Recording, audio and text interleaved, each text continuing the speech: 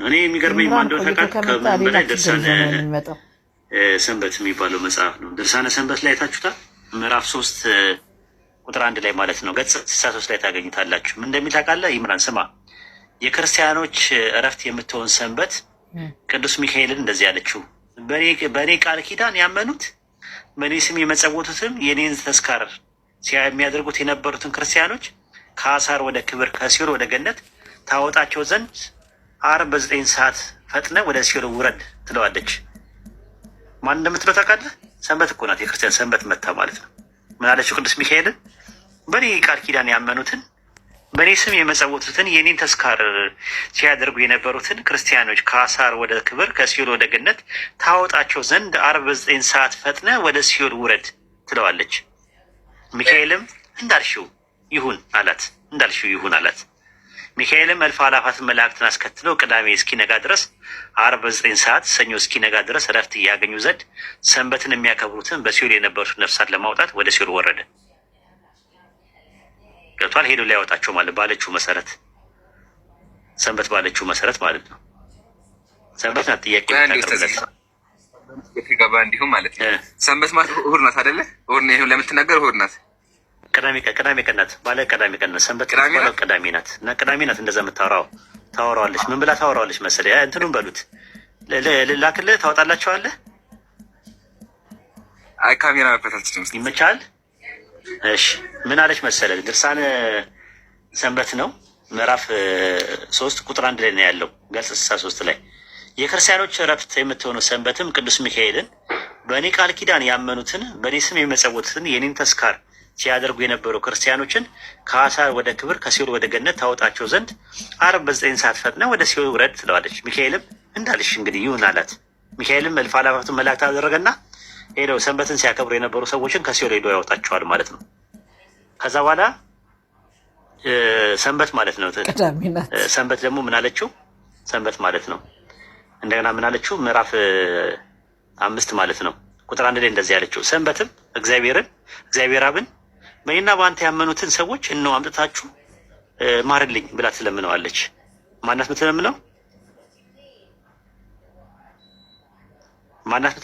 ይምራን ቅዳሜ ሰንበት ማለት ሰንበት ምን ትላለች? እግዚአብሔር አብን በእኔና በአንተ ያመኑትን ሰዎች እነሆ አምጥቻቸዋለሁና ማርልኝ ትለዋለች፣ ታመጣለች። ከዛ በኋላ ምን ያደርጋል? ምህረት ያደርጋል። ማንም ያደርገው እግዚአብሔር ምህረት ያደርጋል ማለት ነው። ከዛ በኋላ ሰንበት ማን ነው ጥያቄው። ሰንበት ይቺ የምታወራው ከእግዚአብሔር ጋር ዲያሎግ የምታደርገው ማናት የሚል ጥያቄ መነሳቱ አይቀርም። ስለዚህ እንደዚህ ይላል ምዕራፍ 64 ምዕራፍ 7 ቁጥር 3 ላይ ማለት ነው። ገጽ 69 ላይ ታገኙታላችሁ። እግዚአብሔርም በዕለተ ሰንበት ትንሣኤ ለፍጥረት ሁሉ ገልጬላችኋለሁና ሰንበት ማለት እኔ እግዚአብሔር ነኝ እንጂ በቁሙ ዕለት ማለት አይደለም ማለት ይችላል። ተመልከት። ማንኛለች ሰንበት ጆሮዬ ነው እግዚአብሔር ነኝ። ወላሂ እንደዛ ነው የሚለው። እንድታሳያቸው እኮ መላክ እችላለሁ። ምን አለች? ስማት። እግዚአብሔርም በዕለተ ሰንበት ትንሣኤ ለፍጥረት ሁሉ ገልጬበታለሁና ሰንበት ማለት እኔ እግዚአብሔር ነኝ እንጂ በቁሙ ዕለት ማለት አይደለምና። እግዚአብሔርን ቅድም ስታወራው ሚካኤልን ስታዘው የነበረችው ሰንበት ከእግዚአብሔር ጋር ስታወራ የነበረችው ሰንበት ማናት? ስለምን የነበረው እግዚአብሔር ነው።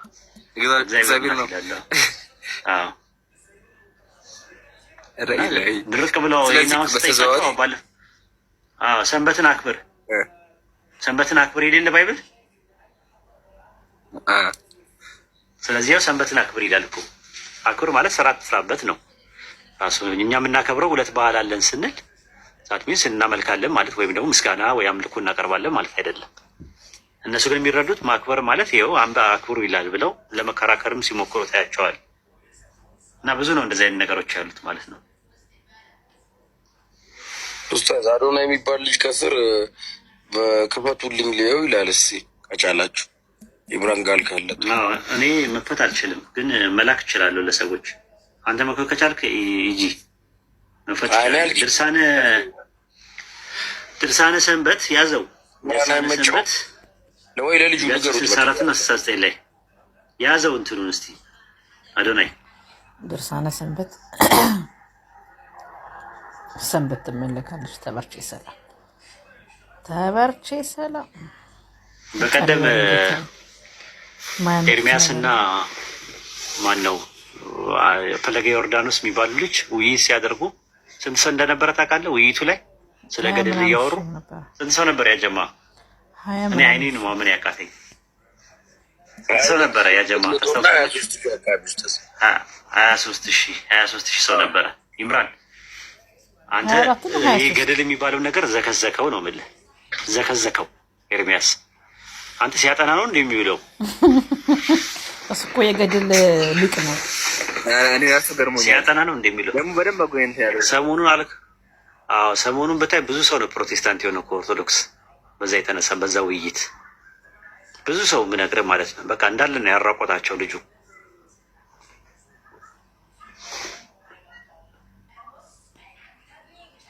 ማንም ደፍሮ አይወያይም በገድል ወረደን አሉ ልጁን ፈለገ ዮርዳኖስ ማለት ነው። ጀምሮ በእንትን ነው እና አንዱ ደግሞ መጥቶ ምን አለ በገድል ላይ እንዴት ትወያያላችኋል? መጥቶ በገድል ላይ እኮ መወያየት አያዋጣም አለ። አያዋጣቸውም። ስለገድል ኦርቶዶክስ ቀና ማለት አይችሉም። በነገራችን ላይ ኦርቶዶክስ ሁለት አይነት እምነት ነው ያለው ታውቃለህ። መጀመሪያ ከማመን በፊት ካመንክ በኋላ ደግሞ የምታምነው እምነት አለ። መጀመሪያ ኦርቶዶክስ ከሆንክ በኋላ ከእንደገና ማመን አለብህ። ካላመንክ ደግሞ ኦርቶዶክስ መሆን አትችልም። ገድልና ታምር እኮ ማመን ግዴታ ነው። ካላመንክ ኦርቶዶክስ ትሆናለህ ማለት አትችልም። ግን መጀመሪያ ግን ምንድነው ይለዋል? አይ በቃ ያለ ገድል ማመን ትችላለህ ይሉ እና ከተጠመቅክ በኋላ ቅዱስ ቁርባን ከወሰድክ በኋላ ምን ካልክ በኋላ ተመልሰው ደግሞ ገድልና ታምር ማመን አለብህ ይለዋል። ቤተክርስቲያን ከገባ በኋላ ለመጀመሪያ ገድልን በደንብ ተምሬ ልግባ ካልክ እሺ አይሉም። የሃይማኖት መከራከሪያ አይደለም ይለዋል ብልጠታቸው።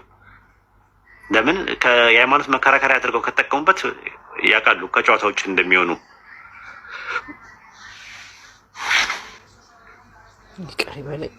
ኡስታዝ ግን አንድ ነገር እዚህ ጋር ገድልን ግን በትክክል የሚተገብሩት ፕሮቴስታንቶች አይደሉም ትላለህ? አሁን እነዚህ ፓስተር ነው እንዳው የሚታየው ነገር አንጻር ከተግባሩ አንጻር ለማለት ነው ማለት እንትን የሚሉት እንደመድረ ለእንትን አትስገዱ እያሉ እነሱ ራሳቸው ይሰግዳሉ። ፎቶ እየተቃወሙ ፎቶ የራሳቸውን ፎቶ ያደርጋሉ። ጸበል እየተቃወሙ ሃይላንድ ውሃ ደግሞ ይፈውሳል እያሉ ይጸልያሉ። የእነሱም የባሰ ነው ራሱ ያለው።